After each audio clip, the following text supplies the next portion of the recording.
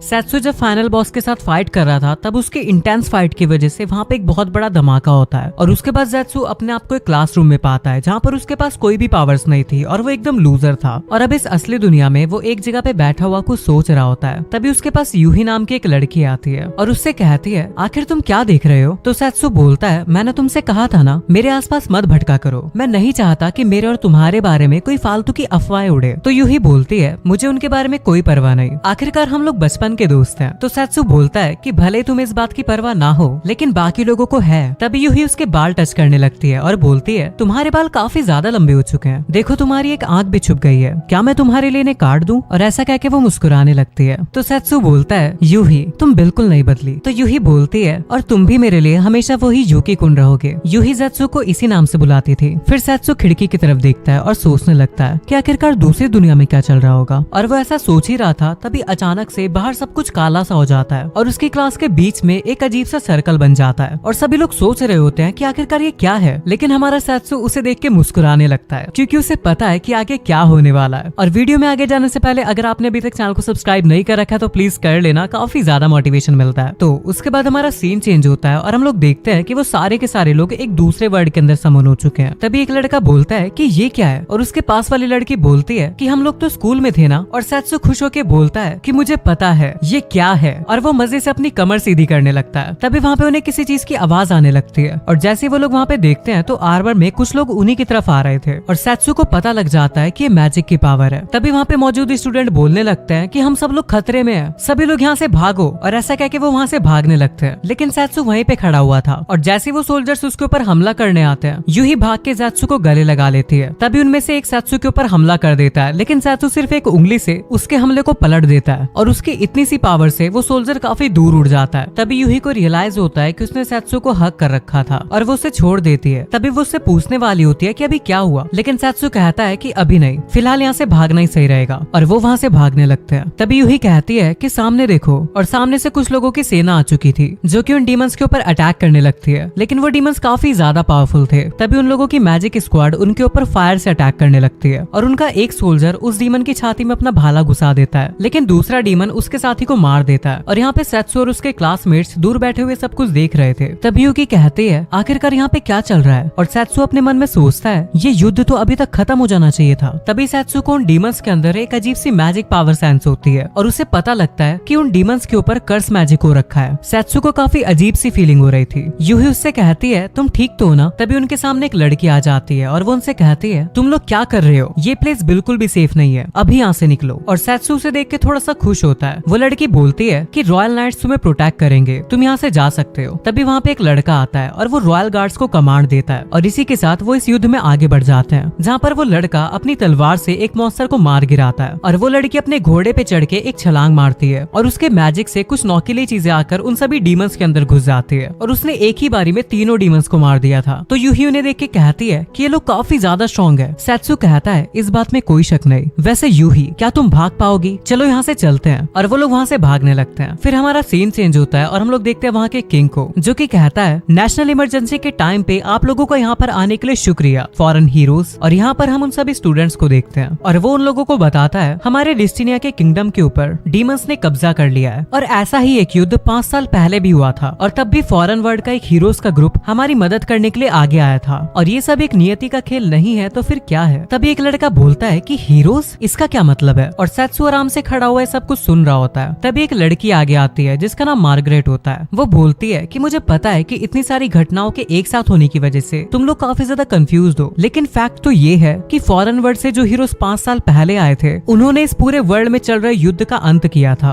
और वापस से शांति स्थापित की थी। और यहाँ पे सैत्सु सोचने लगता है, अच्छा तो वो सब 5 साल पहले हुआ था। मार्गरेट बोलती है कि मुझे पता है ये अनजान दुनिया तुम्हारे लिए काफी ज्यादा कंफ्यूजिंग है, लेकिन प्लीज इस बात को समझो कि ये सब सिर्फ कोइंसिडेंस नहीं हो सकता। तो क्या प्लीज आप लोग हमारी मदद करेंगे? तभी एक लड़की बोलती है कि मदद, लेकिन मुझे तो लड़ना भी नहीं आता। तभी उसकी दोस्त बोलती है, लेकिन मैं ये भी तो नहीं चाहती कि मुझे इस कासल से बाहर फेंक दिया जाए। तभी एक लड़का बोलता है कि अगर हमें करना ही है तो मेरे ख्याल से ज्यादा बेहतर यही होगा कि हम यहीं पर रहें। तभी दूसरा लड़का बोलता है कि हाँ, क्योंकि अगर हम बाहर गए तो हमारे ऊपर वापस से हमला होगा और उसके बाद हमारा काम तमाम होना बिल्कुल पक्का है। तभी मार्गरेट कहती है, आपके इस दृढ़ निश्चय के लिए सभी लोगों का शुक्रिया। हमने आप सभी लोगों के लिए रूम तैयार कर दिए हैं, तो प्लीज आज आप आप लोग रेस्ट करिए। उसके बाद सभी लोग अपने रूम्स की तरफ जाने लगते हैं। तभी सैत्सु यूरी के पास आता है और कहता है कि तुम चिंता मत करो, मैं तुम्हारे ऊपर कोई भी खतरा नहीं आने दूंगा। और ऐसा कह के वो वहाँ से चला जाता है और यूरी भी स्माइल करती है। उसके बाद हमारा सीन चेंज होता है और हम लोग देखते हैं कि कुछ लड़के स्वाट ट्रेनिंग की प्रैक्टिस कर रहे हैं और एक लड़का जिसका नाम ग्लेन है वो उन सभी लोगों को सिखा रहा होता है और उनसे बोलता है कि चाहे तुम लोग होश में भी ना हो, लेकिन फिर भी कभी भी तुम्हें अपनी स्वाड को लहराना नहीं है, तुम्हें अपनी प्रॉपर फॉर्म बना के रखनी है। और दूसरी तरफ वो लड़की जिसका नाम एल्का है और वो अपने हाथ से एक मैजिक करके दिखा रही होती है और वो एक वेपन बना के बोलती है इसकी एक सॉलिड इमेज अपने दिमाग में बनाने की कोशिश करो। और वो सभी स्टूडेंट्स प्रैक्टिस करने लग जाते हैं और यहाँ पे जो यूही होती है उसके हाथ से कुछ फ्लेम्स निकलने लगती है और वो कहती है कि मैंने कर लिया। और सैत्सु उसे दूर से खड़ा हुआ देख रहा था और वो बोलता है यूही काफी टैलेंटेड है और ऐसा कह के वो वहाँ से जाने लगता है। लेकिन तभी उसके सामने एल्का आ जाती है और वो उससे कहती है तुम्हारे पहले ही दिन तुम अपनी ट्रेनिंग से भाग रहे हो और ये बात बिल्कुल भी प्रशंसनीय नहीं है। तभी सैत्सु उसे देख के थोड़ा शॉक होता है और बोलता है एल्का उससे बोलती है कि हम लोग युद्ध पे जा रहे हैं और ऐसे समय पे तुम्हारे सुपीरियर ऑफिसर्स का नाम लेके बुलाना ये बात बिल्कुल भी जायज नहीं है। तो सैत्सु कहता है आखिर किससे परवाह है कि मैं तुम्हें क्या क्या के बुलाता हूँ, वैसे तुम अपने नाम में सामा क्यों नहीं ऐड कर लेती, तुम यही चाहती थी ना। एल्का कहती है तुम एक अनजान जगह पे आए हो और फिर भी इतने शांत हो, ये बात सच में काबिलियत तारीफ है, लेकिन तुम्हारा ये सेल्फिश एटीट्यूड मुझे एक 5 साल पुराने हीरो की याद दिला रहा है। वो काफी ज्यादा घमंडी और मनमौजी था और उसे इस बात की बिल्कुल भी परवाह नहीं थी कि उसके आसपास लड़कियां कैसा महसूस करती है। और एक बात मैं तुम्हें बता दूं, ये दुनिया उससे काफी ज्यादा खतरनाक है जितना तुम इसे सोच रहे हो, इसीलिए वापस अपनी ट्रेनिंग पे जाओ इससे पहले कि मैं तुम्हारे ऊपर अपनी ताकत का इस्तेमाल करूं। तो सैत्सु बोलता है सुनने में तो अच्छा लग रहा है, मैं भी तुम्हें इसे ट्राई करता हुआ देखना चाहूंगा। तो एल्का बोलती है लगता है तुम्हें सबक सिखाने के लिए थोड़ा दर्द तो देना ही पड़ेगा। तभी वो उसके ऊपर अटैक कर देती है लेकिन सैत्सु उसे डॉज कर देता है और एल्का को एक स्पैंक देता है और उसके इम्पैक्ट से एल्का को कहीं ना कहीं पता लग चुका होता है कि कौन है। तो सैत्सु बोलता है अब मैं तुम्हें याद आया। फिर एल्का उसके सामने झुक जाती है और बोलती है सैत्सु सामा कितना ज्यादा समय बीत चुका है, मैंने इस मोमेंट के लिए कितना ज्यादा इंतजार किया कि मैं आपको वापस देख पाऊं। तो सैत्सु बोलता है हाँ हम काफी लंबे समय से नहीं मिले, वैसे तुम इस तरह से कब तक रहने वाली हो। तो एल्का बोलती है कि हाँ मुझे माफ करना और उसके बाद वो उसकी कुर्सी बन जाती है। एल्का कहती है क्या तुमने अपना वेट कम किया है। तो सैत्सु बोलता है कि मेरी ये बॉडी मेरी पिछली वाली से अलग है। फिर एल्का बोलती है मुझे इस तरह आपकी सेवा करके काफी ज्यादा खुशी मिलती है। और तभी वहाँ पे ग्लेन आ जाता है और उसे समझ में नहीं आ रहा होता कि यहाँ पे चल क्या रहा है। तो एल्का उसे बताती है कि ये सैत्सु है, सैत्सु वापस आ चुका है। तो ग्लेन बोलता है क्या ये सैत्सु है, और वो मन में सोचने लगता है कि एल्का की हालत देख के तो लग रहा है कि ये वही है। उसके बाद वो लोग भागे हुए कमरे में आते हैं और बोलते हैं कि एक अच्छी खबर है। और वहाँ पे जो लड़की होती है वो कहती है तुम्हारा स्वागत है सैत्सु, तुम्हें वापस देख के अच्छा लगा। और ये बात सुन के वो दोनों ही हैरान थे। तो सैत्सु कहता है कि मुझे पता था कि सबसे पहले तुम ही मुझे पहचानोगी थिया। तो थिया बोलती है कि भले ही तुम्हारा रूप बदल गया हो लेकिन तुम्हारी मैजिक पावर उसमें मैं कभी भी गलती नहीं कर सकती। तभी ग्लेन बोलता है कि मैं मैजिक में इतना अच्छा नहीं हूँ इसलिए मुझे माफ करना। तो एल्का बोलती है कि मैंने भी तुम्हारा अनुमान पहले ही लगा लिया था, बस मैं श्योर नहीं थी। तो सैत्सु बोलता है कि चलो जो भी हो, पर फिलहाल मैं अपने वादे के अनुसार वापस आ चुका हूँ। फिर वो बोलता है मैं घर वापस आ गया। तो थिया कहती है वेलकम होम सैत्सु। एल्का कहती है मैं तुम्हारा इंतजार कर रही थी। तभी ग्लेन कहता है मुझे इस बात में कोई शक नहीं था कि तुम जिंदा होंगे। सैत्सु कहता है कि हाँ वो तो मैं हूँ। फिर सैत्सु वॉर के बारे में सोचने लगता है और बोलता है जब मैं इस दुनिया से गया था शायद तब वो वॉर में मारे जा चुके होंगे। तभी ग्लेन उससे पूछता है क्या कोई गड़बड़ है। थिया बोलती है ये डीमंस के साथ वॉर के बारे में है ना। तो सैत्सु हाँ करता है। तभी एल्का बोलती है हमारे पास तुम्हारे लिए भी काफी सारे सवाल है सैत्सु। उसके बाद हमारा सीन चेंज होता है और हम लोग देखते हैं एल्का को जो कि सैत्सु से पूछती है कि आखिरकार तुम इस दुनिया में वापस कैसे लौटे सैत्सु। ग्लेन बोलता है इस बात में कोई भी शक नहीं है कि तुम सैत्सु ही हो, लेकिन तुम्हारा लुक इतना अलग कैसे है। तो थिया बोलती है हमारे पॉइंट ऑफ व्यू के हिसाब से तुम उस वॉर के बाद अचानक से गायब हो गए थे। तो सैत्सु बोलता है अगर मैं सच बताऊं तो इस बारे में मुझे भी सही से नहीं पता। और फिर हमें पास का सीन दिखाया जाता है जहाँ पे सैत्सु एक टोमा नाम के बंदे के साथ फाइट कर रहा था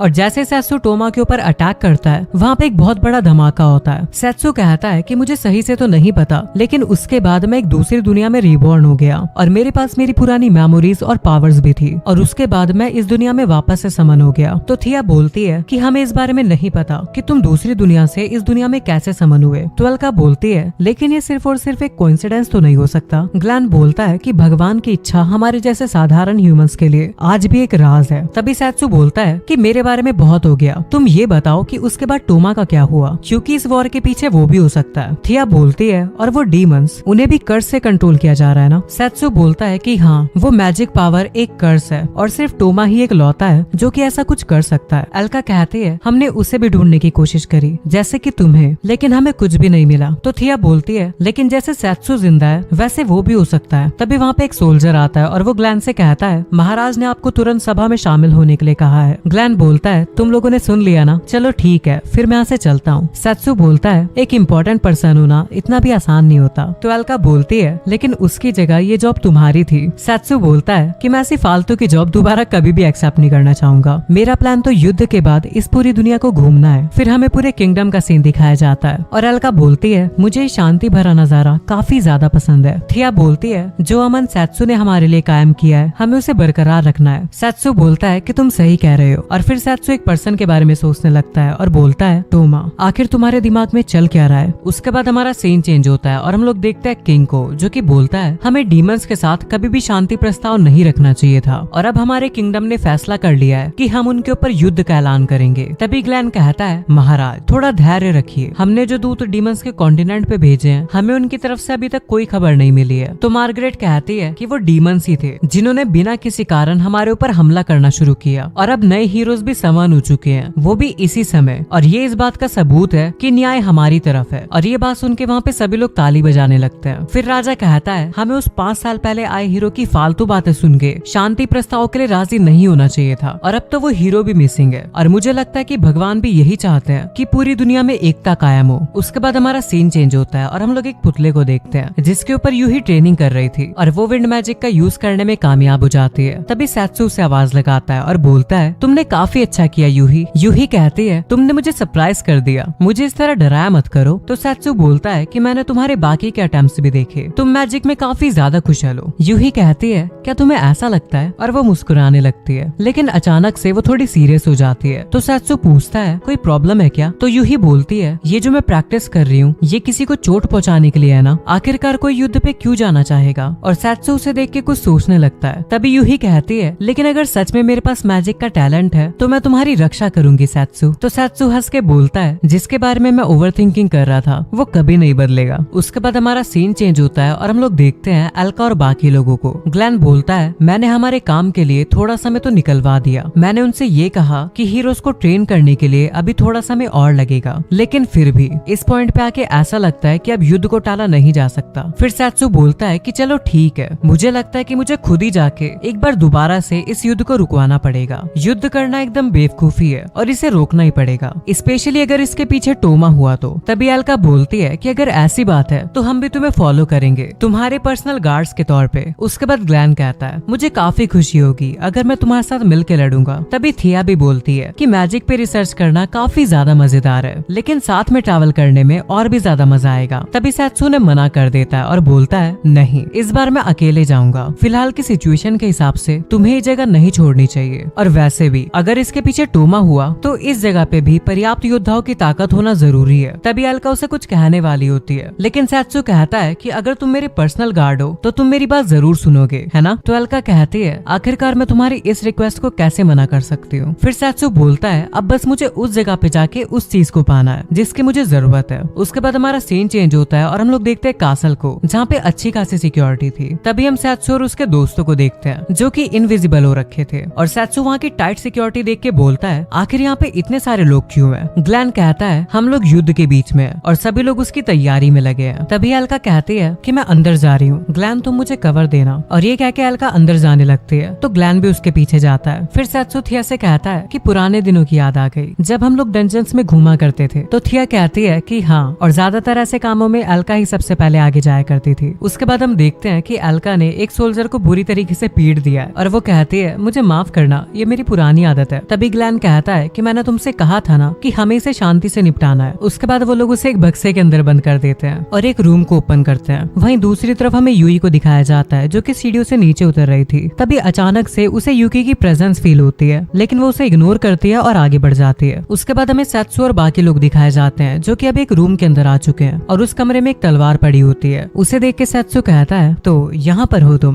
कुरुमारू, हम काफी समय बाद मिल रहे हैं। उसके बाद हमें कुछ नाइट्स को दिखाया जाता है और वो उस बेहोश नाइट को देख लेते हैं जिसे एल्का ने मारा था और इसी वजह से बाकी के नाइट्स भी चौकन्ना हो जाते हैं और अब वो दुश्मनों को ढूंढने लगते हैं। ये देख के थिया कहती है एल्का हर काम को बिगाड़ देती है और यहाँ पर ग्लैन और थिया डिसाइड करते हैं कि वो लोग जाके नाइट्स का ध्यान भटकाएंगे और यूकी भी इस बात को मान लेता है और एल्का को पकड़ के वहाँ से ले जाने लगता है। फिर अगले सीन में हम लोग देखते हैं कि यूकी बाहर आ चुका है और अब वो जाने के लिए तैयार है। तभी वहाँ पे अचानक से यूई आ जाती है और वो उससे पूछती है कि तुम कहाँ जा रहे हो। तो सैत्सू उसे सच बता देता है और बोलता है कि मैं इस दुनिया में दूसरी बार समन हुआ हूँ और इस वॉर को रोकने के लिए मुझे एक पर्सन से मिलना होगा। तो यूही उससे कहती है अगर तुम कहीं पे जा रहे हो तो मैं भी तुम्हारे साथ चलूंगी। मैं तुमसे वादा करती हूँ कि मैं तुम्हारे काम आऊंगी, इसलिए प्लीज मुझे अपने साथ ले जा लो। तो सैत्सू उससे कहता है कि नहीं, तुम्हारे लिए काफी ज्यादा खतरनाक है और वैसे भी इस चीज को मुझे ही करना होगा और मैं इसीलिए जा रहा हूँ क्योंकि मैं नहीं चाहता कि तुम्हारे ऊपर कोई भी खतरा आए। और ये सुन के यूही उसे गले लगा लेती है और कहती है तुम काफी ज्यादा काइंड पर्सन हो। फिर वो उससे कहती है अपनी आंखें थोड़ी देर के लिए बंद करो। तो सैत्सू शर्मा जाता है और पूछता है कि किस लिए। यूही कहती है अरे करो ना। तो सैत्सू भी मान जाता है और अब वो अपनी आंखें बंद कर लेता है। वहीं पे यूही अपने फायर और विंड मैजिक का यूज करके सैत्सू के बालों को काट के उन्हें सेट कर देती है। फिर यूही उससे कहती है मैं भी कोशिश कर रही हूँ और ज्यादा स्ट्रॉन्ग बनने का ताकि मैं तुम्हें प्रोटेक्ट कर सकूं सैत्सू। ये सुन के सैत्सू यूही के सर पे अपनी उंगली से मारता है। तो यूही पूछती है कि ये किस लिए किया। तो सैत्सू कहता है जब मैं तुम्हें अगली बार देखूंगा अगर तुम इस अटैक को डॉज कर पाई तो मैं मान लूंगा कि तुम स्ट्रॉन्ग बन चुकी हो। उसके बाद सैत्सू उन्हें बाय करके वहाँ से जाने लगता है और इसी के साथ हमारा चैप्टर यहीं पे एंड हो जाता है। एपिसोड 2 की स्टार्टिंग में हम लोग एक लड़की को देखते हैं जिसका नाम रूरी होता है। उसके ग्रैंडपा की एक शॉप होती है, वहाँ पर एक कस्टमर आया होता है और वो कस्टमर होता है सैत्सू,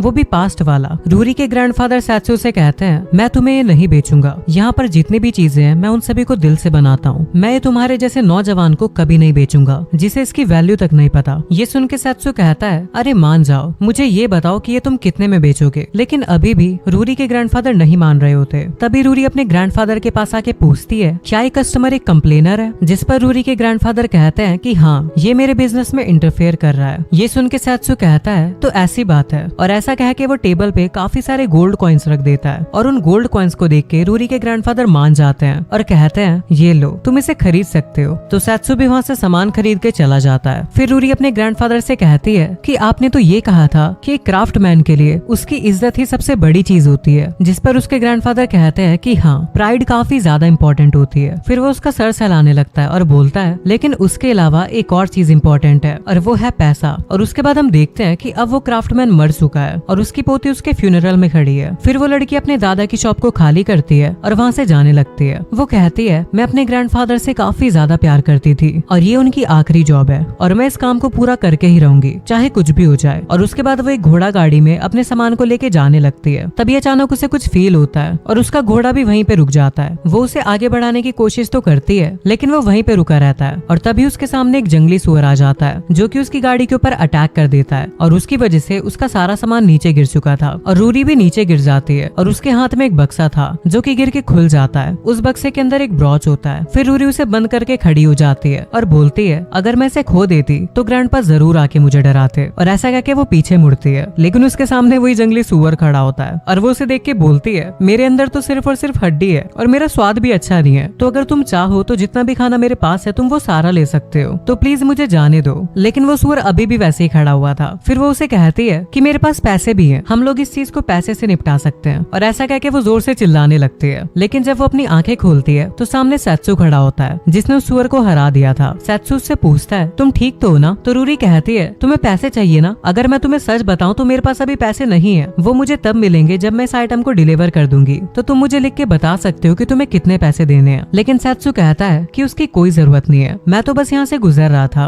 और वैसे भी अगर तुम ठीक हो तो मेरे लिए इतना ही काफी है। तो रूरी कहती है लेकिन मेरे ग्रैंडपा कहा करते थे कि फ्री का कुछ नहीं होता और सारी चीजें पैसों से ही निपटाई जाती है। तो सैत्सू अपना हाथ आगे बढ़ाता है और बोलता है तुम्हारे ग्रैंडपा की बात ही बिल्कुल कबाड़ा है। तभी रूरी सैत्सू को पहचान जाती है। फिर सैत्सू उससे कहता है तुम एक कीमती चीज लेके जा रही हो, वो भी बिना किसी गार्ड के, ये तो बिल्कुल पागलपन है। तो रूरी कहती है कि मुझे जल्दी में निकलना पड़ा, इसीलिए मैं किसी ऐसे को नहीं ढूंढ पाई जो कि मेरा गार्ड बनता। फिर सैत्सू जाते हुए कहता है वैसे मैं तुम्हें बस इतना याद दिला दूं कि मरने के बाद पैसा तुम्हारे कोई काम नहीं आता। और ऐसा कह के वो वहाँ से जाने लगता है। लेकिन तभी रूरी उसे रोक लेती है और बोलती है क्या प्लीज तुम मेरे गार्ड बनोगे, मैं वादा करती हूँ कि मैं तुम्हें उसकी कीमत चुकाऊंगी। तो सैत्सू कहता है कि नहीं, मुझे खुद भी एक काम से जाना है, इसलिए तुम किसी और को ढूंढ सकती हो। तो रूरी कहती है केवल रास्ते के लिए भी काफी होगा, मैं सच में इस पार्सल को डिलीवर करना चाहती हूँ, प्लीज। फिर सैत्सू थोड़ा सोचने के बाद बोलता है कि ठीक है, जब तक हम पोर्ट पे नहीं पहुँच जाते तब तक मैं तुम्हारे साथ ही रहूंगा, और हाँ, तुम्हें इसके लिए मुझे पैसे देने की जरूरत नहीं है। ये सुन के रूरी खुश हो जाती है और उसके बाद हम देखते हैं कि सैत्सू घोड़े पे रूरी के साथ जा रहा है। रूरी पीछे देख के बोलने लगती है मेरा सारा सामान तो सैत्सु बोलता है कि उसे जाने दो, मैंने सिर्फ तुम्हारा गार्ड बनने के लिए हाँ किया था, तुम्हारा पोर्टर बनने के लिए नहीं। तो रूरी कहती है कि मैं जानती हूँ, लेकिन फिर भी। उसके बाद सैत्सु कहता है वैसे जो पैकेज तुम्हारे थैले में है वो काफी ज्यादा कीमती है क्या? तो रूरी कहती है मैं तुम्हें वो नहीं दिखाने वाली। सैत्सु कहता है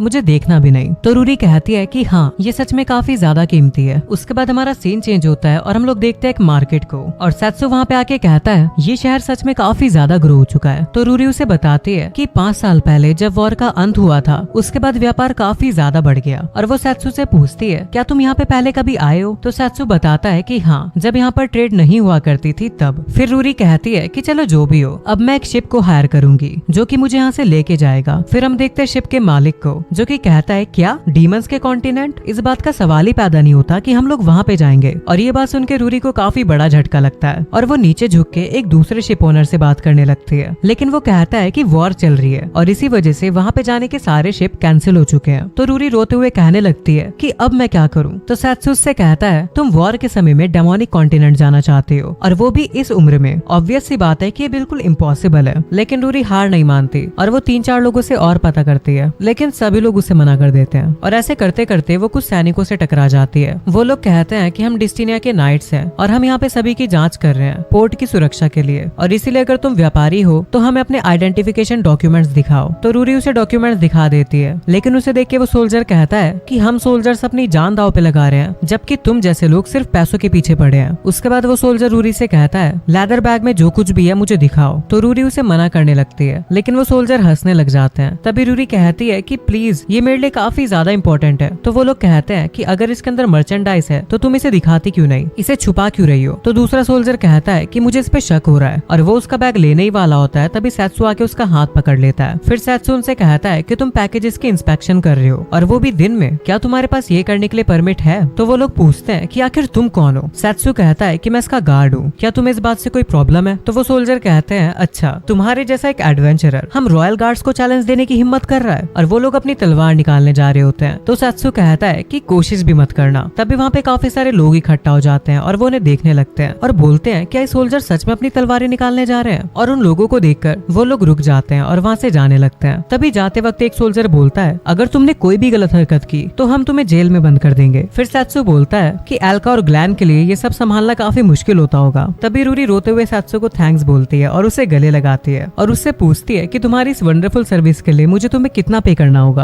और तभी हम उस समुद्र में एक अजीब सी परछाई देखते हैं। उसके बाद हमारा सीन चेंज होता है और हम देखते हैं कि रूरी सैत्सु को सैंडविच खिला रही है और वो सैत्सु की तारीफ कर रही होती है और कहती है कि तुमने उन नाइट्स को काफी अच्छे से संभाला। तो सैत्सु उससे कहता है कि तुम भी काफी ज्यादा अमेजिंग हो, वो लोग तुम्हें परेशान कर रहे थे लेकिन फिर भी तुम्हारे चेहरे पे एक स्माइल थी, तुम एक प्रो हो। ये सुन के रूरी शर्मा जाती है और कहती है शुक्रिया इस तारीफ के लिए। उसके बाद वो सैत्सु से कहती है वैसे तुम्हें कैसे पता कि उन नाइट्स को इंस्पेक्शन के लिए परमिट की जरूरत है? तो सैत्सु कहता है कि जिन लोगों के पास बैज होता है सिर्फ वही लोगों की इंस्पेक्शन कर सकते हैं। वैसे इन सब चीजों के बारे में मेरे दोस्त ग्लैन को ज्यादा पता है। फिर सैत्सु रूरी से कहता है वैसे तुम्हें तो कोई शिप मिल ही नहीं रही, तो अब तुम क्या करोगी? फिर रूरी कहती है कि मैं अभी भी ट्राई करूंगी और अगर मुझे कोई शिप नहीं मिला तो मैं एक पूरा शिप ही खरीद लूंगी। तो सैत्सु कहता है क्या तुम पागल हो, तुम्हें पता भी है कि एक शिप कितनी महंगी आती है? तो रूरी कहती है कि मुझे इससे फर्क नहीं पड़ता, मुझे इस पैकेज को डिलीवर करना ही होगा। ये सुन के सैत्सु को उसके ऊपर दया आ जाती है और वो कहता है कि मेरे पास एक आइडिया है। तो रूरी कहती है क्या सच्ची में? तुम उसके कितने पैसे लोगे? तो सैत्सु कहता है वैसे मैं भी डिमोनिक कॉन्टिनेंट पे जा रहा था, इसलिए तुम्हें मुझे पैसे देने की कोई जरूरत नहीं है, लेकिन मेरी एक कंडीशन है, तुम्हें आज रात एक इन में रेस्ट लेना होगा, क्योंकि तुम एक बार अपनी हालत देखो, तुम इतनी ज्यादा थकी हुई हो कि तुम अपना खाना भी नहीं खा पा रही हो। ये सुन के रूरी कहती है तुम्हारा शुक्रिया मेरी फिक्र करने के लिए, वैसे क्या हम अपना इन का रेंट आधा आधा पे कर सकते हैं? ये सुन के सैत्सु सोचता है ये कभी नहीं सुधरेगी। और अब अगले सीन में हम देखते हैं कि वो लोग इन में आ चुके हैं, जहाँ पर सैत्सु नहा कर आता है और बोलता है कि मजा ही आ गया, यहाँ पे बात एकदम फ्री है, तुम भी जाके नहा लो रूरी। तो रूरी भी मान जाती है और कहती है ठीक है, और जाने से पहले वो अपना कीमती बॉक्स सैत्सु के पास लेके आती है और कहती है क्या तुम इसे संभाल के रखोगे जब तक मैं वापस नहीं आ जाती? तो सैत्सु कहता है क्या तुम श्योर हो कि तुम मुझे देना चाहती हो, क्योंकि ये तो काफी ज्यादा कीमती है ना? तो रूरी कहती है कि हाँ ये कीमती तो है, लेकिन फिर भी मैं तुम्हें दिखा रही हूँ। ऐसा कह के वो उस बॉक्स को ओपन करती है और सैत्सु को उस बॉक्स के अंदर का ब्रॉच दिखाती है और कहती है मेरे ग्रैंडफादर की यही लास्ट जॉब थी।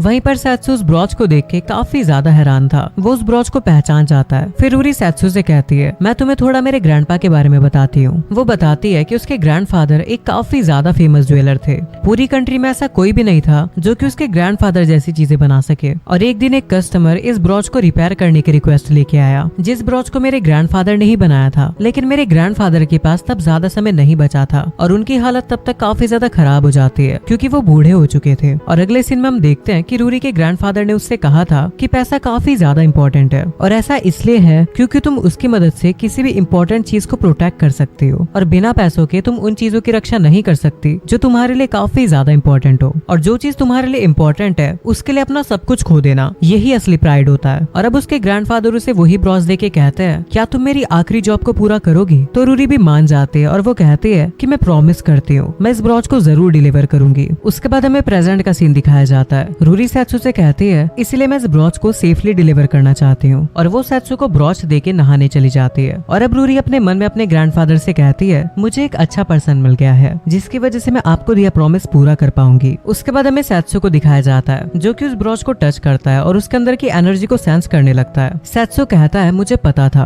ये वही ब्रॉच है जिसके ऊपर मैंने प्रोटेक्शन मैजिक कास्ट किया था। और अब सैत्सू को एक पर्सन की याद आने लगती है और वो कहता है कि मैं दुआ करता हूँ कि कुछ भी बुरा ना हुआ हो। और अब अगले सीन में हम देखते हैं कि रात हो चुकी है और रूरी पूरे बेड पे फैल के सो रही है। तभी उस इन के ओनर के पास वो नाइट्स आते हैं। वो उससे कहते हैं कि हमें पता लगा है कि तुम्हारे इन के अंदर एक छोटी लड़की और एक गार्ड रह रहे हैं जिसके पास एक बड़ी तलवार है। उनके ऊपर शक है कि वो लोग डीमंस के स्पाई हैं। तो बताओ वो लोग कहाँ पे हैं? और ये बात सुन के इनका ओनर भी उन्हें रूम नंबर बता देता है और अब वो नाइट्स ऊपर आने लगते हैं। वहीं पे सैत्सू को इस बात का पता लग जाता है कि वो लोग आने वाले हैं। सैत्सू कहता है कि लगता है ये लोग मानेंगे नहीं। तभी वो नाइट काफी तेजी से रूम के अंदर आता है और उसे देख के रूरी डर जाती है। तभी सैत्सू रूरी को पकड़कर खिड़की से नीचे कूद जाता है और रास्ते में वो नाइट सैत्सू को रोकने की कोशिश करते हैं, लेकिन सैत्सू उन्हीं के ऊपर से कूद के आगे बढ़ जाता है। और ये सब देख के रूरी काफी ज्यादा डरी हुई थी। उसके बाद हम देखते हैं कि सैत्सू और रूरी भागते भागते समुद्र के किनारे पे आ जाते हैं। तभी रूरी सैत्सू से कहती है कि अब हम लोग क्या करेंगे, ऐसे तो ये लोग हमें पकड़ लेंगे। तो सैत्सू कहता है कि हाँ, हम लोग मुसीबत में तो फंस गए। तभी वो नाइट्स भी वहाँ पे आ जाते हैं और सैत्सू से कहते हैं कि अब आगे जाने का कोई रास्ता नहीं, इसलिए हमसे माफी मांग के सरेंडर कर लो और अगर तुम ऐसा करते हो तो शायद हम तुम्हें जाने दें। तो सैत्सू कहता है कि तुम्हें क्या लगता है मैं तुम जैसे गधों से माफी मांगूंगा? भाड़ में जाओ। और आखिर तुम लोग डर क्यों रहे हो, मुझसे आके लड़ते क्यों नहीं? तो रूरी कहती है कि उन्हें उकसाना बंद करो। तो सैत्सू कहता है चलो ठीक है, अब हमारा निकलने का समय हो चुका है। और वो रूरी का हाथ पकड़ता है और वहाँ से कूद जाता है। और ये चीज देख के वो सारे नाइट्स भी हैरान थे और रूरी भी काफी ज्यादा डरे जा रही थी। तभी सैत्सू कहता है कि मैं वापस आ चुका हूँ, तुम्हें देखे हुए काफी समय बीत गया। और पानी में से एक बहुत बड़ी ड्रैगन निकलती है और सैत्सू उसके ऊपर चढ़ जाता है। और उस ड्रैगन को देख के वो नाइट्स काफी ज्यादा शॉक हो चुके थे। तभी सैत्सू उस ड्रैगन से कहता है, तुम्हें जल्दबाजी में बुलाने के लिए माफी चाहता हूँ, मैं तुम्हें बाद में समझा दूंगा कि क्या चल रहा है, लेकिन क्या तुम हमें पहले डेमोनिक किंगडम में छोड़ दोगे? ये सुन के लेविया मान जाती है और वो सैत्सू और रूरी को लेके वहाँ से जाने लगती है। और ये सब देख के वो सोल्जर्स कहते हैं कि आखिरकार यहाँ पे चल क्या रहा है, क्या ये कोई सपना है? आखिरकार हम इस इवेंट को रिपोर्ट कैसे करेंगे? और वहीं दूसरी तरफ रूरी सोच रही होती है, क्या ये गॉड ऑफ ओशन लेवाइथन है? आखिरकार मैंने किस बंदे को अपना गार्ड बना लिया? तभी उन्हें सामने से काफी तेज सूरज की रोशनी आती है और उन्हें डेमोनिक किंगडम भी दिखाई देने लगता है। और सैत्सू कहता है चलो हम लोग डेमोनिक किंगडम में पहुंच ही गए। और इसी के साथ हमारा ये चैप्टर यहीं पे एंड हो जाता है। चैप्टर 3 की स्टार्टिंग में हम लोग देखते हैं कि लेवाइथन एक काफी बड़े स्क्विड से फाइट कर रही है। वहीं पे उनकी बैटल देख के सैत्सू काफी ज्यादा एक्साइटेड हो रहा था। तो लेविया बोलती है कि वहाँ पे बैठ के तमाशा देखना बंद करो और यहाँ पे आके मेरी मदद करो। इतने में वो स्क्विड लेविया के ऊपर अपनी इंक फेंक देता है और उसे पूरा काला कर देता है। अगले सीन में हम देखते हैं कि लेविया उस स्क्विड को हराने के बाद वापस सैत्सू के पास आ जाती है और अब वो अपने ह्यूमन फॉर्म में आ चुकी थी। वहीं पे सैत्सू रूरी को बताता है कि ये लेविया है और ये गॉड ऑफ ओशन है और साथ में मेरी दोस्त भी। रूरी ये देख के काफी हैरान होती है। तभी लेविया सैत्सू से कहती है, तुम मेरी मदद करने क्यों नहीं आए? देख रहे हो मेरी शक्ल का क्या हाल हो चुका है। तो सैत्सू कहता है कि मुझे लगा था कि तुम अकेले ही लड़ लोगी और वैसे भी दो बड़े बड़े मॉन्स्टर की फाइट देखने का मौका डेली थोड़ी मिलता है। तो लेविया कहती है कि तुम अचानक से पूरे 5 साल बाद आए और आते साथ तुमने मेरे ऊपर राइड की और इस जगह पे आ गए, तुम काफी बुरे पर्सन हो। तो रूरी कहती है कि आप लोग बाद में लड़ सकते हो क्योंकि सबसे पहले हमें इसका कुछ करना होगा, क्योंकि हम इस चीज को ऐसे ही तो यहाँ पे नहीं छोड़ सकते ना। तो लेविया कहती है कि सैत्सू इसे संभालेगा, इसमें हमारी कोई जिम्मेदारी नहीं है। ये सुन के सैत्सू कहता है, लेकिन मैं इसे क्यों संभालूं? फिर अगले सीन में हम देखते हैं स्क्विड रिंग्स को, जिन्हें सैत्सू ने उस स्क्विड को फ्राई करके बनाया था और वो रूरी को काफी टेस्टी भी लग रही थी। फिर लेविया बताती है कि डिमोनिक फिशिंग विलेज यहाँ पास में ही है और माउंटेन के दूसरी तरफ एवल बैरो है जहाँ पर डीमन लॉर्ड का कासल है। तो रूरी कहती है, डीमन लॉर्ड का कासल? तो सैत्सू उससे कहता है, ये वही जगह है ना जहाँ पर तुम्हें अपना पार्सल डिलीवर करना है। वैसे मैं अभी उसी से मिलने आया था जो तुम्हारे तुम्हारा कस्टमर है। तो लेविया कहती है कि हाँ, उसने बताया तो था कि वो अपना ब्रॉच रिपेयर के लिए दे रही है। ये सुनकर रूरी हैरान हो जाती है और लेविया से कहती है क्या आप इस डेजास नाम के पर्सन को जानती हो। तो लेविया सेत्सु से कहती है क्या तुमने इसे डेजास के बारे में नहीं बताया। तो सेत्सु कहता है कि नहीं, इसे तो ये भी नहीं पता होगा कि आखिरकार वो है कौन। फिर लेविया रूरी से कहती है कि जिस जगह पे तुम्हें तुम्हारा पैकेज डिलीवर करना है वो डीमन लॉर्ड का कासल है, यानी इवल बैरो, और जिसे तुम्हें ब्रॉच डिलीवर करना है वो है डीमन लॉर्ड डेजास्टॉल। और ये सुन के रूरी काफी ज्यादा शॉक हो जाती है कि उसे वो पैकेज डीमन लॉर्ड को डिलीवर करना है। फिर लेविया कहती है मेरा यहाँ का काम पूरा हो चुका है, इसलिए मैं यहाँ से जा रही हूँ। तो सेत्सु उससे कहता है क्या तुम मेरे साथ नहीं चलोगी, वैसे भी काफी समय हो चुका है और तुम्हें डेजास के बारे में तो पता ही है। ये सुन के लेविया कहती है मैंने अपना प्रॉमिस रखा और समुद्र के ऊपर शांति बनाए रखी, और उसके बाद तुम पूरे 5 साल बाद लौट रहे हो, वो भी सिर्फ मुझे एक बोट की तरह ट्रीट करने के लिए, और अब तो तुम बाकी लड़कियों के साथ भी घूम रहे हो, और उसके बाद तुम मुझसे ये बात कैसे कह सकते हो। तो सेत्सु कहता है कि काफी कुछ हुआ है और अब मैं इसमें कुछ नहीं कर सकता। तभी वहाँ पे कुछ बच्चे आ जाते हैं और वो सेत्सु से कहते हैं क्या तुम कपल्स लड़ रहे हो। तभी दूसरा लड़का कहता है चाहे कुछ भी हो जाए लेकिन हमेशा एक लड़के को ही माफी मांगनी पड़ती है, क्या तुम्हें ये बात नहीं पता। तभी उनके साथ वाली लड़की कहती है कि ये लड़कियों की फीलिंग्स के बारे में कुछ नहीं समझता। तभी सेत्सु थोड़ा सा इरिटेट होता है और वो स्क्विड रिंग्स उठा के उनके मुंह में डाल देता है और उन्हें चुप करा के कहता है अब यहाँ से चले जाओ। और वो चीज खा के वो लोग काफी ज्यादा खुश होते हैं और इधर उधर भागते हुए कहते हैं कि स्क्विड रिंग्स काफी ज्यादा औसम है, ये काफी ज्यादा क्रंची और फ्लफी है, प्लीज थोड़े से हमारे मॉम डैड के लिए भी बनाओ। तो लेविया बोलती है तुम लोग बिल्कुल सही समय पे आए हो क्योंकि हमारे पास काफी सारा बचा हुआ है। और ये सुन के वो बच्चे काफी ज्यादा खुश हो जाते हैं। फिर अगले सीन में हम देखते हैं कि वो लोग उस स्क्विड को उठाकर पास वाले विलेज में जा रहे हैं। वहीं पे हमें उस विलेज के लोगों को दिखाया जाता है जो कि काफी ज्यादा परेशान थे। वो लोग कहते हैं कि उस स्क्विड मॉन्स्टर की वजह से हम लोग फिशिंग भी नहीं कर पा रहे हैं और साथ ही में वॉर की वजह से यहाँ पर मर्चेंट लोग भी नहीं आ पा रहे, और अगर ऐसे ही चलता रहा तो हमारा विलेज भूखा मर जाएगा। तभी एक बंदा कहता है कि हमारे पास कोई चॉइस नहीं है, अब पूरे विलेज को मिलकर ही उस स्क्विड मॉन्स्टर से लड़ना होगा। तभी वहाँ पे सेत्सु आता है और वो उनसे कहता है क्या मैं इस स्क्विड को यहाँ पे छोड़ सकता हूँ, हम लोग इसे खाने वाले हैं। और उस स्क्विड को ऐसे मरा हुआ देख के वो विलेज वाले काफी ज्यादा हैरान हो जाते हैं। फिर हमें रात का सीन दिखाया जाता है और वो सभी लोग उस स्क्विड के मरने की खुशी में पार्टी कर रहे थे। और यहाँ पे जो गॉड ऑफ ओशन लेविया है उसे सभी लोग काफी अच्छे से ट्रीट कर रहे हैं क्योंकि आखिरकार उसी ने तो उस मॉन्स्टर को हराया है। वहीं दूसरी तरफ हम लोग सेत्सु को देखते हैं जो कि अपनी तलवार का यूज करके उस स्क्विड के पैरों को काट के रिंग्स बना देता है और अब वो उनको फ्राई करके स्क्विड रिंग्स बनाने लगता है। वहीं पे रूरी सेत्सु की मदद कर रही होती है उन सभी रिंग्स को सर्व करने में। उसके बाद हमें विलेज के काफी दूर एक डीमन को दिखाया जाता है। वो देखता है कि विलेज के अंदर से काफी लाइट्स आ रही है और वो सोचने लगता है कि वहाँ पे ह्यूमंस ने हमला कर दिया है और मैं डीमन लॉर्ड डेजास का पर्सनल गार्ड व्लाड हूँ और मेरे होते हुए मैं उन ह्यूमंस को विलेज के ऊपर हमला करने नहीं दूंगा। ऐसा बोल के वो विलेज की तरफ जाने लगता है। वहीं अगले सीन में हम देखते हैं कि विलेज के अंदर सभी लोग सो चुके हैं। वहीं पे रूरी जो थोड़े से नशे में होती है वो लेविया को अपने पास आके बैठने के लिए बोलती है। तो लेविया भी मान जाती है और उसके पास बैठने आ रही होती है। तभी रूरी उससे पूछती है कि आप सेत्सु को कैसे जानती हो। तो लेविया बताती है कि आज से 5 साल पहले सेत्सु मेरी परमिशन के बिना मेरे ओशन के पार जाना चाहता था, तभी मैं उससे लड़ी थी और हार गई। उसके बाद उसने मुझसे मदद मांगी कि मैं वॉर को खत्म करने में उसकी मदद करूं और मुझे ये बात माननी पड़ी। ये स्टोरी सुनाने के बाद लेविया मन में कहती है कि मैंने झूठ कहा। सच ये है कि वॉर की आवाज की वजह से मैं काफी परेशान हो गई थी, इसलिए मैंने काफी तबाही मचानी शुरू कर दी, लेकिन सेत्सु ने मुझे एक ही पंच में हरा दिया। लेविया कहती है लेकिन ये बात मैं रूरी को थोड़ी बता सकती हूँ कि गॉड ऑफ ओशन केवल एक ही पंच में हार गई। तो रूरी कहने लगती है कि पता नहीं आखिरकार ये सेत्सु है कौन। तो लेविया कहती है क्या तुम सेत्सु द हीरो को नहीं जानती, वो तो तुम्हारी कंट्री में काफी ज्यादा फेमस था। तो रूरी कहती है क्या वो सेत्सु द हीरो जिसके सारे राजा दोस्त हैं और उसी ने तो वॉर रुकवाई थी। फिर रूरी काफी ज्यादा पागल हो जाती है और कहती है क्या ये सेत्सु वो सेत्सु द हीरो है। अब समझ में आया कि वो लेविया और डीमन किंग को कैसे जानता है और इसीलिए वो इतना ज्यादा स्ट्रॉन्ग है। मुझे तो ये समझ नहीं आ रहा है कि आखिरकार वो मेरा गार्ड कैसे बन गया। फिर रूरी लेविया से कहती है इसका मतलब ये है कि ओशन में जो इंसिडेंट कम हो रहे थे वो तुम्हारी वजह से हो रहे थे। तो लेविया कहती है हाँ, मैंने सेत्सु से प्रॉमिस किया था कि मैं ओशन में पीस को मेंटेन रखूंगी, लेकिन वो उसके बाद गायब हो गया था और पूरे 5 साल बाद वापस आकर वो मुझे एक बोट की तरह ट्रीट करता है। तुम्हें नहीं लगता है कितनी बुरी बात है। फिर रूरी उससे पूछती है कि आप सेत्सु से गुस्सा हो। लेविया कहती है हाँ, मैं गुस्सा तो थी,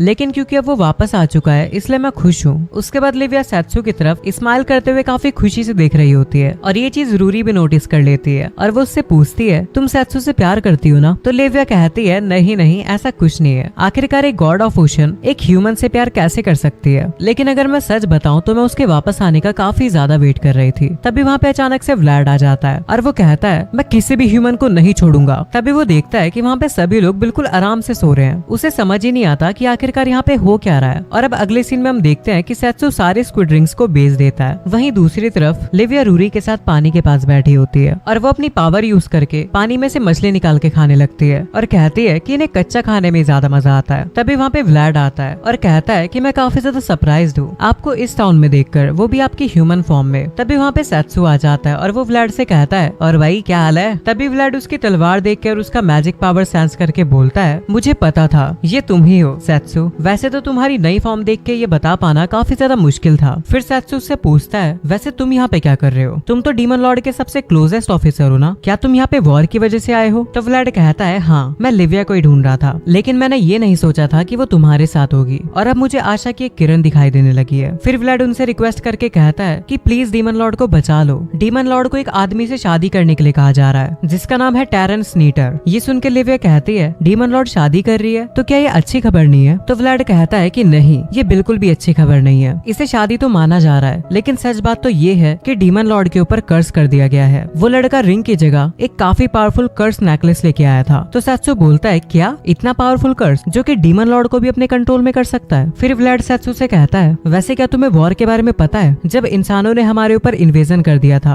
और ये बात सुन के सेत्सु शॉक हो जाता है और कहता है क्या इंसानों ने इन्वेजन किया था। तो व्लाड बताता है कुछ सोल्जर्स ने काफी बड़े बड़े आर्मर्स पहन रखे थे और उन्होंने कोस्टल विलेज के ऊपर अटैक किया था, यहाँ तक कि वो अपनी कंट्री का फ्लैग भी छोड़ के गए थे। तो सेत्सु बोलता है क्या डिस्टिनिया का फ्लैग। व्लाड कहता है हाँ हमने कुछ करके उन्हें संभाल लिया था लेकिन उन्होंने उसके बाद भी काफी बार अटैक किया, यहाँ तक कि डीमन लॉर्ड ने अपने राजदूतों को ह्यूमन नेशन भेजा था लेकिन वो वापस नहीं लौटे। और क्योंकि डीमन लॉर्ड युद्ध पे नहीं जाना चाहती, इस बात का फायदा उठाते हुए एक पर्सन ने डीमन लॉर्ड को ऑफर दिया कि वो वॉर रुकवाने के लिए सुलह करवा सकता है और ये वही आदमी था जिसका नाम टैरन स्नीटर है। तभी लिविया पूछती है तो क्या ये आदमी ये दावा कर रहा है कि ये वॉर को रुकवा सकता है। व्लाड कहता है हाँ वो कर सकता है। तभी सेत्सु पूछता है तो क्या ये इतना ताकतवर है, और अगर मैं सच बताऊं तो मुझे तो जरूर दाल में कुछ काला लग रहा है। तभी व्लाड बताता है कि एक तरह से वो भी बिल्कुल तुम्हारी तरह इस दुनिया के टॉप पे है। तभी रूरी कहती है कि सेत्सु सान इसका मतलब ये नहीं है कि टैरन खुद एक स्ट्रॉन्ग फाइटर है। टैरन स्नीटर इस पूरी दुनिया का सबसे अमीर व्यापारी है, वो टैरन ट्रेडिंग कंपनी का हेड है और ज्यादातर जितने भी मर्चेंट शिप है वो सभी टैरन ट्रेडिंग कंपनी के अंडर आते हैं। फिर व्लाड बताता है कि उसकी पकड़ इस पूरी दुनिया के सारे पैसे और संपत्ति पे है और डीमंस और ह्यूमंस दोनों को ही मर्चेंट्स की मदद लेनी पड़ती है क्योंकि उसी से हमारा व्यापार और पैसों का लेन देन होता है। इसलिए जो दावे वो कर रहा है वो पूरी तरीके से बेफिजूल नहीं है। तभी सेत्सु कहता है तो इसका मतलब ये है कि डेजा से इस वॉर को रुकवाने के लिए उसकी स्लेव बनने वाली है। व्लाड कहता है हाँ। तो सेत्सु गुस्से में उससे बोलता है तुम्हारे बारे में क्या, तुम तो डीमन लॉर्ड आर्मी के जनरल हो, क्या तुम्हें इस बात से फर्क नहीं पड़ता। तो व्लाड कहता है बेशक हम लोग डीमन लॉर्ड के लिए अपनी आखिरी सांस तक लड़ेंगे। सेत्सु कहता है तो फिर ऐसा क्यों। तो लिविया बोलती है क्योंकि उसने तुमसे प्रॉमिस किया था कि वो शांति को बरकरार रखेगी। और इस बात से सेत्सु थोड़ा हैरान होता है। तो लिविया कहती है कितनी नासमझ लड़की है जो कि अभी तक ऐसे प्रॉमिस को पकड़ के बैठी है, जबकि जिसके साथ उसने वो प्रॉमिस किया था वो अचानक से गायब हो गया था। लेकिन अब चाहे कुछ भी हो हम उसे ऐसे अकेले नहीं छोड़ सकते। तो सेत्सु कहता है कि हाँ तुम सही कह रही हो। फिर हमारा सीन चेंज होता है और हम लोग देखते हैं कि लिविया और सेत्सु डीमन किंग के कासल की तरफ जा रहे हैं। सेत्सु बोलता है कि मैंने सोचा नहीं था कि हम लोग उसी रास्ते का वापस से इस्तेमाल करेंगे जिस रास्ते से पिछली बार हम डीमन क्वीन के ऊपर सरप्राइज अटैक करने आए थे। तो लिविया कहती है कि पुरानी यादें ताजा हो गई। तभी हम देखते हैं कि उनके चारों तरफ काफी सारे भेड़िए से आ जाते हैं और लिविया अपनी पावर का यूज करके उनके ऊपर अटैक कर देती है। तभी हमारा सीन चेंज होता है और हम लोग वापस से व्लाड को देखते हैं जो कि बताता है कि वेडिंग सेरेमनी की जो डेट है टैरन ने उसके बारे में साफ साफ नहीं बताया, पर क्योंकि डीमन क्वीन खुद ये करना चाहती है इसीलिए हम बिल्कुल भी टाइम वेस्ट नहीं कर सकते। तो सेत्सु बोलता है कि अगर डीमन क्वीन ने एक बार अपना मन बना लिया तो वो उससे पीछे नहीं हटती। फिर व्लाड बोलता है कि एक बात का और ध्यान रखना, टैरन हमेशा अपने पावरफुल गार्ड्स के बीच घिरा रहता है और कासल तक जाने वाली जो सड़क है उस पे भी काफी सारे मॉन्स्टर घूमते रहते हैं, लेकिन तुम वहाँ पर अपनी मैजिक पावर्स बर्बाद मत करना सेत्सु। तो लिविया कहती है कि वो चीज तुम मुझ पे छोड़ सकते हो और उसके बाद वो लोग वहाँ से चले जाते हैं। अगले सीन में हम देखते हैं कि लिविया अपने मॉन्स्टर हैंड से उन मॉन्स्टर्स को मारने लगती है और ऐसे धीरे धीरे करके वो सभी मॉन्स्टर्स को मार देती है। उसके बाद लिविया सेत्सु से पूछती है वैसे तुम्हारा प्लान क्या है। तो सेत्सु कहता है किस लिए, ये तो ऑब्वियस सी बात है ना कि मैं सीधा जाके उस वेडिंग को उड़ा दूंगा और साथ ही में उस टैरन नाम के आदमी को भी। फिर लिविया कहती है आखिरकार तुम उस मर्चेंट के बिना वॉर को कैसे रोकोगे। तो सेत्सु कहता है मुझे शक हो रहा है कि इसके पीछे वो ही है। जैसा कि व्लाड ने कहा वो ह्यूमंस थे जिन्होंने पहले डीमंस के ऊपर अटैक किया, लेकिन डिस्टिनिया के लोगों का ये कहना है कि डीमंस ने पहले अटैक किया था और मैंने खुद कुछ बड़े आर्मर पहने हुए आदमियों को अटैक करते हुए देखा, लेकिन वो ना ही डिस्टिनिया के हैं और ना ही डीमंस की तरफ से। इस बार का जो युद्ध है वो पिछली बार की तरह कोई कोइंसिडेंस नहीं है। इस लड़ाई को को किसी ने सेटअप किया है ताकि दोनों साइड्स को ऐसा लगे कि उन्होंने पहले अटैक किया। और फिर वो बावड़ा इंसान जो कि एक कर्स नेकलेस लेके आया था शांति बेचने के लिए, आखिर इससे ज्यादा दाल में काला क्या हो सकता है? तो लिविया कहती है अच्छा तो वो टेरेंस है। सैत्सू कहता है कि मुझे नहीं पता किसके पीछे का असली मास्टरमाइंड कौन है, लेकिन मैं इस बात के लिए श्योर हूँ कि ये टेरेंस जरूर कुछ ना कुछ तो जानता है। तभी अचानक से उनके ऊपर और भेड़िए से अटैक कर देते हैं, लेकिन लिविया अपनी पावर का यूज करके सभी को एक ही बारी में मार देती है। लिविया कहती है मुझे लगता है कि मुझे अपनी पावर्स को रोकने की जरूरत तो नहीं है। तो सैत्सू कहता है तुम तो जमीन पे भी असली बीस्ट हो यार, क्या तुम सच में पहले से स्ट्रॉन्ग बन चुकी हो? तो लिविया कहती है जो कुछ मैं समुद्र में कर सकती हूँ ये सब तो उसके सामने कुछ भी नहीं है। तुम्हें क्या लगता है जितने समय तुम गायब थे उतना समय मैंने समुद्र में सो के बिताया है। फिर वो लोग आगे बढ़ जाते हैं और लिविया सैत्सू को देख के बोलती है सैत्सू के साथ हमेशा ऐसा ही होता है, हम हमेशा रिस्क लेते हैं और एडवेंचर्स पे जाते हैं। जबकि 5 साल पहले मेरा इस बात में कोई भी इंटरेस्ट नहीं था कि बाहर क्या चल रहा है, मैं बस अपना ज्यादातर समय समुद्र की गहराई में आराम करके बिताती थी। लेकिन जब मैं सैत्सू से मिली तब मुझे इस बात का एहसास हुआ कि ये दुनिया कितनी सुंदर है और इसी वजह से मैं समुद्र की शांति के लिए सब कुछ करने के लिए तैयार हूँ। केवल इसलिए नहीं क्योंकि मैंने सैत्सू से वादा किया था, बल्कि अब ये मेरी खुद की इच्छा है। और ऐसे ही भागते हुए वो सैत्सू से कहती है मुझे तुम्हें एक बात और बतानी थी। तो सैत्सू कहता है और वो क्या? तो लिविया कहती है तुम्हारी जो स्क्विड रिंग्स थी